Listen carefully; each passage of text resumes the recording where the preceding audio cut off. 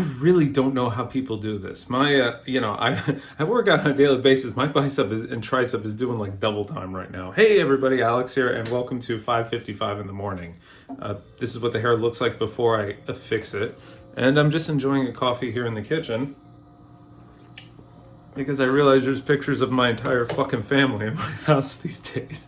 Since everything is all wacky, it's kind of like, you have to see where you can see, and now I'm trying to find the one place that doesn't have any pictures of anybody. And the funny thing is, I'm looking at like 50 pictures of everybody on the fridge. So I'm in the kitchen. Ugh. So why am I recording a video at 5:55 in the morning? Well, obviously the Games of the Month of the Year video for 2020 went up. Thank you for everybody who's watched it. And it made me realize something after I finished it, even though I kind of redone that format so that I am not talking about 12 games that I really, with the potential of me talking about something I really didn't enjoy. I honestly preferred it.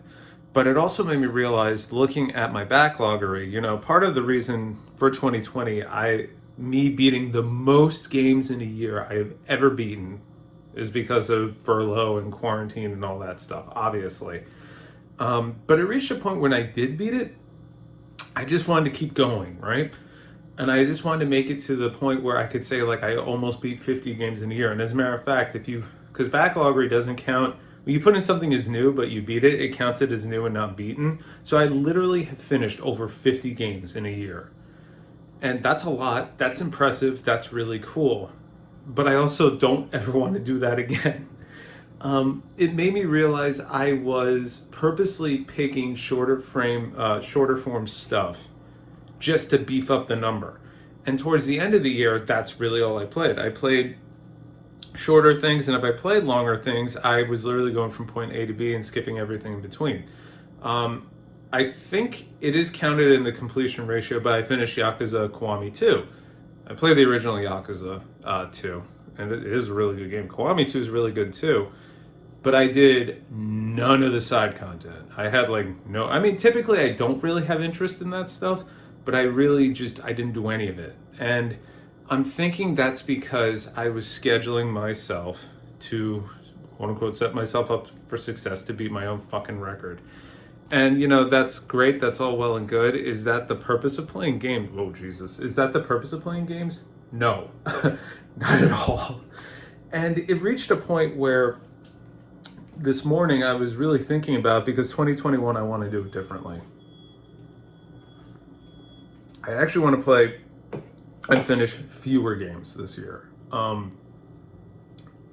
want to be able to take the time to actually play, experience, and enjoy, as opposed to giving myself a sort of end-year goal of mitigating my backlog as much as possible.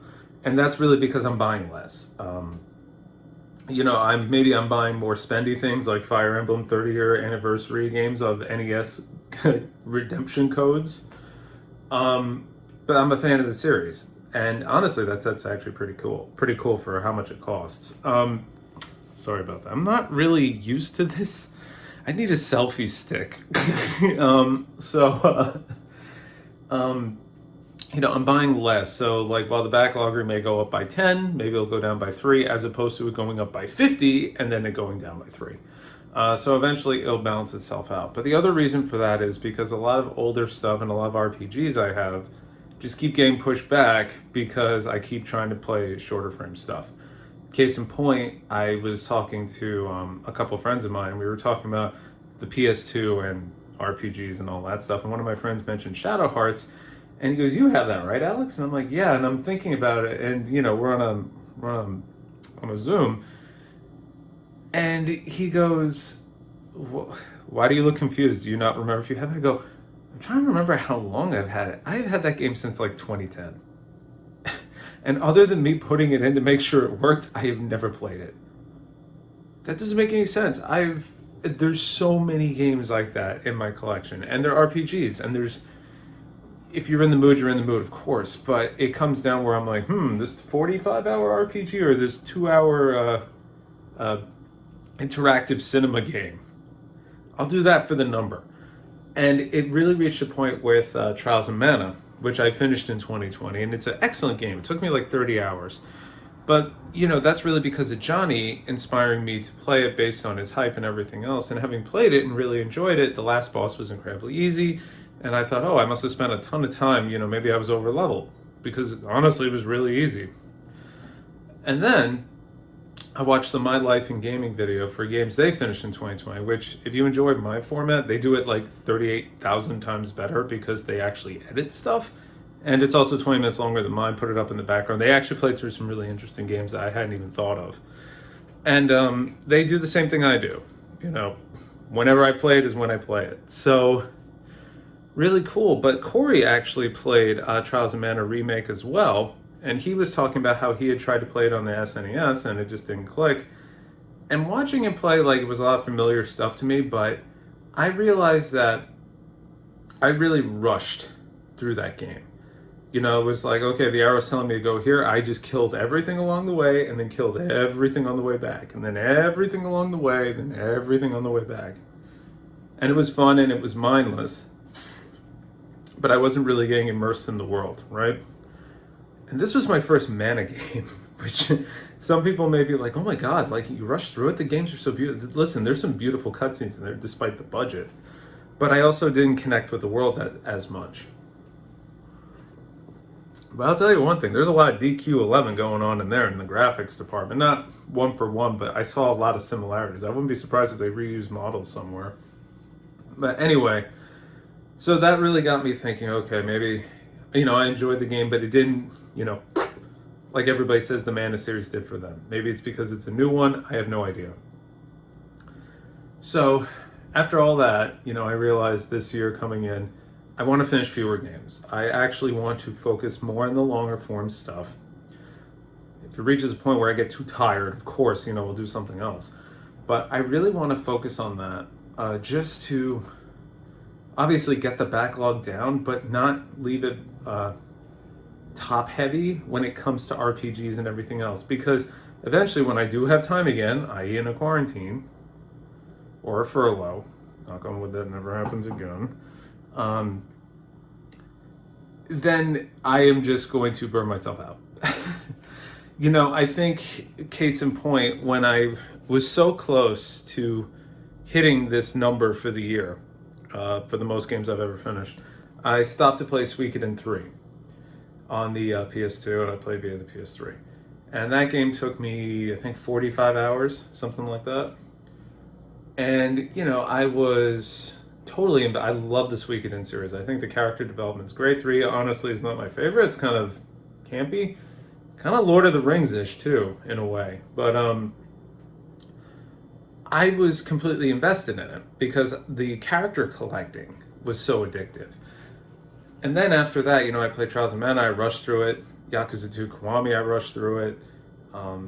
Spider-Man Miles Morales, which I loved. I didn't rush through it per se.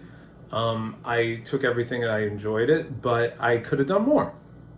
Now, obviously, once I hit that point where I don't want to play anymore, then I don't want to play anymore, but I don't want to chase a number anymore, as it were. I don't want next year to say, oh, I beat 50 games in 2020, so I got to beat 51 in 2021. I would rather beat 13 games that took me 30, 40 hours each and have an excellent story to talk about. Because one thing I do also realize is because I finished so many games, I tend to forget a lot of stuff. Valhalla, for example. Love the game. I still remember the plot. I couldn't remember Jill's name. Throughout that entire video, I was totally spacey. That's why I kept saying the bartender. I could not remember her name. It was driving me nuts after the fact. A little behind the scenes for you. But, it's something so basic. So that's really where I am right now. So far, I've only beaten one game in 2021. That's Battle Chasers Night War, which I've had on the Switch since pretty much the day it came out. Not really going to do a review of it here, but it was fun. The last boss is an absolute bitch, to say the least, but it got done.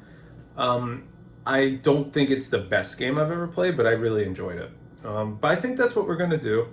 So I am pretty much I think that is what I'm going to do. And I also think for 2021, obviously, I say this every time I do one of these stupid videos. I'm going to start doing videos again. I'm going to start putting stuff up. No promises. When it happens, it happens. But I feel like if I am going to do fewer games, and even if I do like the whole like little variety talk about anything and everything stuff, maybe it'll be more conducive. Maybe it'll be more not significant, something of substance, as opposed to me just saying, well, time for me to turn on the camera and bitch and moan for half an hour. Maybe it'll be more contained. I don't know. But I think that as a gaming resolution, because I used to do that all the time. I think that's what I want to do this year, is finish less stuff but longer stuff. And if anything, get through this tremendous backlog of RPGs I have. And I think, having finished Night War, I have a stack of games here teetering on Cold Steel 2, but I'm also thinking about DQ6, because I never played DQ6. Never played Cold Steel 2. But we'll see. Anyway, I've been Alex, and I'll see you on the next one. Take it easy.